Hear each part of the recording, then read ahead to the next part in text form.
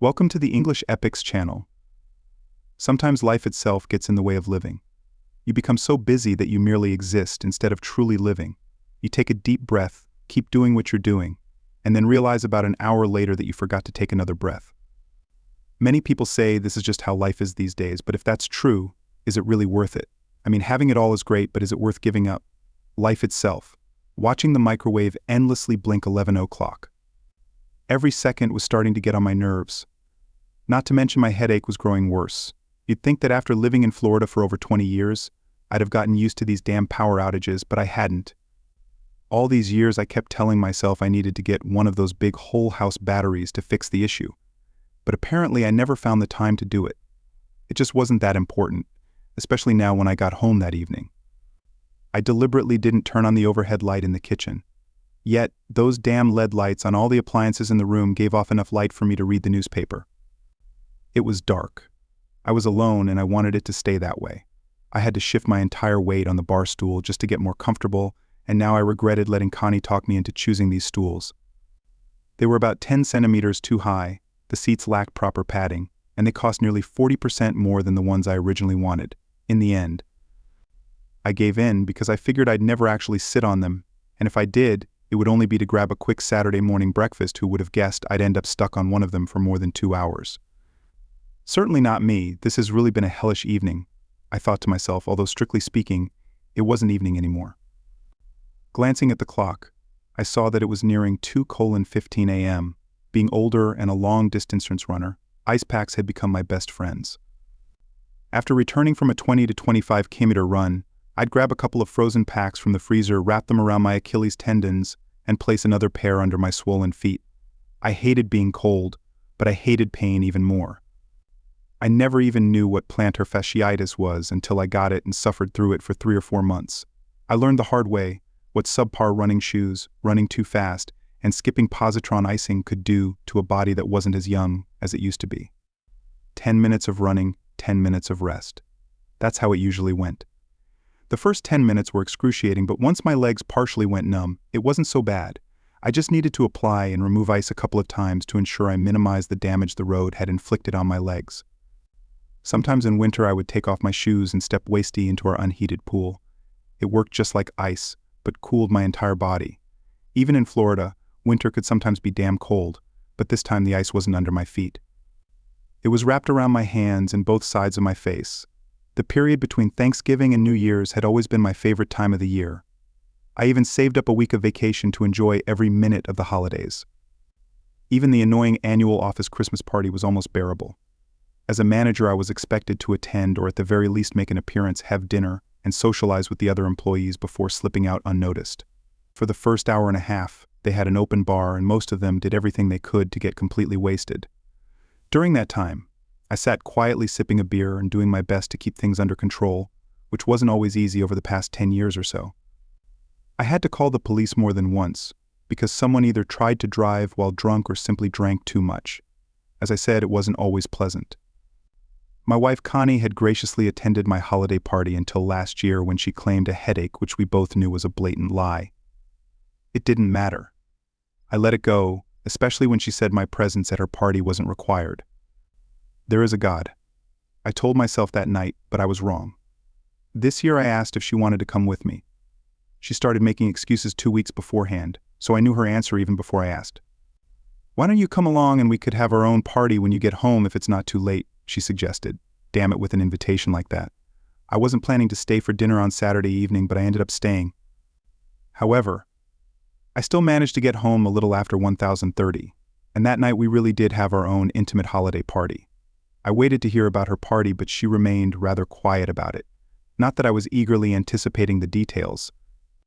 I was determined not to attend and was preparing to make her the same suggestion she'd made to me weeks earlier. But then I saw the dress she had bought specifically for the occasion. I understand that holiday dresses are meant to be festive, daring, and perhaps a little short, but what she planned to wear exceeded all 3 categories. You're not seriously thinking of wearing that dress on Saturday night. Are you? What's wrong with my dress? I think it looks stunning on me. She replied quickly with a hint of sarcasm. Sweetheart, that dress says you're ready for anything, and right now don't you have something a bit more conservative? You don't think I can pull off this dress, do you? You think it's too young and attractive for me. Is that what you're trying to say? I paused for a long moment, thinking carefully before responding. Connie, in that dress, you'd look like a cheap drifter. I didn't know how else to phrase it. You're saying I look like a drifter. In that dress you would, don't get me wrong. Showing it off and wearing it with me is one thing. But for a holiday party on your own, it's too much all right. She didn't take my words well, and honestly I knew she wouldn't. Even though it was December, the next couple of days in our relationship were icy cold, but it was the holiday season and nothing could ruin my mood. The following Saturday was her company party and I watched as Connie started getting ready. I observed her every move when she came out of the bathroom fully made up and looking stunning. She noticed that I had put on my good suit. Where are you going with you to your party? I thought you said you didn't want to go to that thing again this year. Connie, do you really think I'm going to let you go to the party looking like that without an escort? What, you don't trust me in that outfit? I don't have a single reason to trust you. The look she gave me said it all fine, but when we get there you're on your own. She finished getting dressed and looked absolutely stunning, so stunning in fact, that I tried to convince her not to go at all. Why don't we go somewhere, have a nice quiet dinner, and then come back home so I can torment your body for the rest of the night? She didn't offer me a second option as we pulled up to the Hilton Hotel where the party was being held. Like every other corporate party I've ever attended, the employees gathered in one area while the rest of us, myself included, aimlessly wandered around the hall and adjacent spaces. I saw Connie chatting, probably with her friends, so after an hour I decided to make a few new friends myself. Most of the guys I talked to were just as bored as I was, though by now they were already drunk. After an hour of non-stop drinking at the open bar, I struck up a conversation with a few wives, some of whom knew my wife, though it seemed like everyone knew her boss. Doug. Most people described him as slightly above societal trash, while a few others mentioned he was below well done. Terms like arrogant god, complex jerk, and a few even less flattering words were tossed around, comments coming from stone-cold, sober spouses. Given all the money they were throwing around, I thought dinner would be something special, but it wasn't. It was your average steak of medium quality, some sort of marinated chicken and blackened fish. Honestly, I've seen better prepared fish at McDonald's. Needless to say, I wasn't impressed. It seemed most of their budget went into the bar, which stayed open until midnight or until the last employee passed out. I had 2 cocktails at the beginning of the night, and after that I just walked around with a half-filled glass of wine. Enjoying yourself. One of her company's executives asked me. I was just about to respond when he continued, "You're Connie's husband, aren't you? She's one of our rising stars. Doug has taken her under his wing to groom her for a team leader position. You must be proud of her." He smiled. I smiled back and thanked him before he moved on to the next group of people. By the way, where is my promising star? I stood up and looked around. She was nowhere to be seen, but with the remnants of my drink in hand. I set off to find my wife. The party occupied 1 hall in the lobby and 2 adjoining hotel suites. After spending 10 minutes wandering the corridor without finding Connie, I headed into one of the suites. There were of course plenty of drunken employees. I just hoped someone was keeping an eye on them and collecting car keys. I was about to leave the first room when I passed by the bathroom and leaned against the wall near the door. And that's when I heard it. "Stop it, control yourself. Steve is with me tonight." It was my wife Connie's voice. "I can't help it that you brought his say. As with you tonight." "Connie, I booked us a damn room for later. I thought you said he wasn't coming. That's not my fault. He took one look at the dress you bought me and wouldn't let me leave the house without him. Who does he think he is, your lord and protector? Well, he's a bit late for that, isn't he?" I heard his laughter. It seemed my promising star was climbing the corporate ladder on her back, that I caught bits of muffled conversation, including something about getting rid of me. I was just glad I wasn't drunk. This was shaping up to be unpleasant. The champagne bottle in the ice bucket next to me was empty, but it didn't matter. It would do just fine. You see, Doug was 8 years younger, at least 20 kilo heavier and 10 centimeters taller. I had to make my move. Count Connie came out first, adjusting what she so eloquently called her dress. She walked right past me without even noticing, and Doug, he followed her out immediately. "Doug, you know what? You're a real asshole," I said as he glanced to his left and saw me standing there. Then that bastard looked me straight in the eye and smiled. "Bad move." I hid the bottle in my left hand behind my back. I think if he had done anything else I might not have escalated things, but the look he gave me said, "At all, I had your wife and there's nothing you can do about it." Connie heard me shout that jerk's name and turned to face us. Everything happened quickly, yet it felt like it was in slow motion. Even an empty champagne bottle hitting someone square on the head should have caused unbearable pain in the movies. The bottle would shatter into pieces and Dog would pass out. But this wasn't the movies, and although Doug was hurt, he didn't lose consciousness. I had never been much of a fighter in elementary school. I got into a fight once and got my ass handed to me. But this was different. He was going to pay, and I didn't care what it would cost me. The next 5 minutes were filled with punches. I landed a few good ones and even broke Doug's nose with a head. But before 5 rather large guys managed to pull us apart. I don't know who looked worse, but if you ask me, I kicked his royal ass. Doug spat blood and cursed at me, but this time I smiled, which only enraged him further.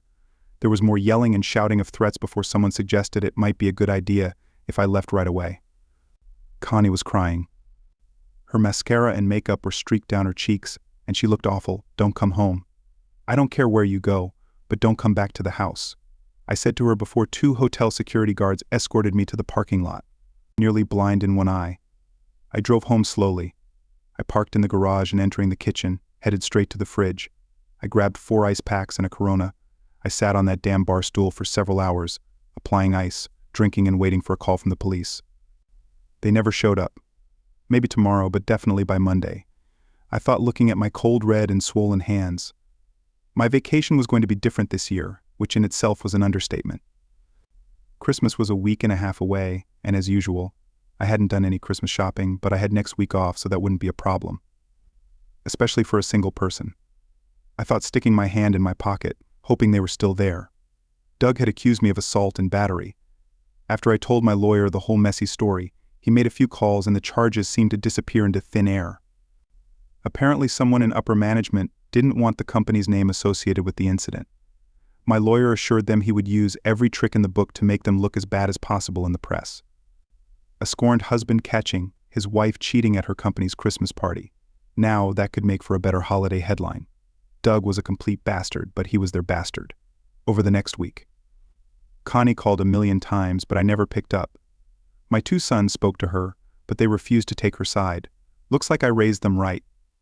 Everyone tried their best to make my holidays cheerful, but the atmosphere was heavy, like the lingering smell of death. All the legal intricacies and other nonsense could wait until after the holidays. There was no point in ruining Christmas for the rest of my family. Looking out the window of her parents' house, Connie's mother saw a FedEx truck pull up. The driver, wasting no time, hurried to the front door package for Connie Moore, he said to her mother. She signed for it and handed it to her daughter. "Connie, this is for you. It's from Steve." She looked at the small package wrapped in paper, opening it. Connie stared at a black velvet ring box. Smiling, she opened the box and immediately dropped it to the floor. 2 bloodied front teeth bounced a couple of times on the tile before coming to a stop in front of her father. Glancing down, he picked them up, slipped them into his pocket, and walked away from his sobbing daughter. The divorce papers and a letter arrived the day after Christmas. Connie had hoped to persuade me not to file for divorce, at least until she had the chance to finally talk to me, but as I understand it, that wasn't going to happen. She tore open the envelope and looked at the typed letter. "Dear Connie, I hope you enjoyed your little Christmas gift. Doug himself would never have given it to you. I'm just glad I could. Honestly, I don't really want to know why anymore, because at this point it wouldn't make any difference. I'm sure you had your reasons. I just hope they were worth what you gave up to avoid any misunderstandings. Let me make one thing clear. I fought Doug that night not to win you back. After what I heard and saw, we were over long before you stepped out of that bathroom. What I did was entirely my own decision. I suppose I could have simply walked away and divorced you, you wretch. But Doug would have gotten off scot-free, and that I'm afraid was something I couldn't allow. That he's definitely a tough bastard. I thought a bottle to the head would have taken him down for good, but deep down I'm almost glad it didn't. Don't get me wrong, it hurt when they threw my ass out, but at least he knew that for once in his life, someone wasn't going to back down and quietly fade into the night. I didn't even see those 2 teeth until I was being escorted out. I grabbed them before that asshole could. That I understand that Doug lost his job, but all you got was a demotion. You must have made quite an impression on management. Maybe like Doug, one of them will take you under their wing and look after you just like he did. Although I bet your coworkers might have a few new nicknames for you, the lying adulteress and the housewife are probably the nicest ones I can think of. Please just sign the divorce paper so we can put an end to this charade. You'll keep what you have and I'll keep what's mine. We can sell the house because honestly, it's too big for me, and it will always remind me of what we once had, that I've told our sons that you're a cheater and unfaithful. I'm sorry for that, but you're still their mother and deserve respect, at least as much as they're willing to give you. I'd like to thank you for having a good time and wish you all the best, but I can't. Honestly, I hope you come down with some horrible disease and die a painful death for what you did to us, and when our good friends ask what happened, I plan to tell them exactly what went down. Maybe you can explain the why to them if they still want to talk to you, your soon-to-be ex-husband. My lawyer received the signed papers on New Year's Eve. It looked like I was going to start the new year with a clean slate that I was told that Connie quit her job and left after 30 days, but I never bothered to ask where she went. I figured my boys would tell me Sunday. My family and a few of my friends think it was foolish of me to throw away a 25-year marriage over an affair, especially one I'd already avenged. When they asked me about it, I'd look the guy straight in the eye and ask if he'd lend me his wife for the weekend for a little sexual release. Are you out of your mind? That was their usual response. But you can forgive her when she comes back on Monday and it'll only be one time. I think they finally started to understand what it felt like to walk in my shoes, even for a moment. I posed the same question to at least 6 of my friends, and only one told me I should go for it. The only problem was that his wife was 74 years old, hard of hearing, and needed a walker to get around. Ted grinned and I called him a jerk, but I told him I'd think about it. Yeah, right. Now, whenever I read a story about a husband willingly becoming a cuckold, I look at my scarred knuckles. Yeah, it was worth it, and I'd do it all over again without hesitation. I think to myself that it's a shame. There are so few of us. Thank you for listening until the end. See you in the next episode of English Epics. Take care of yourself and your loved ones. Goodbye.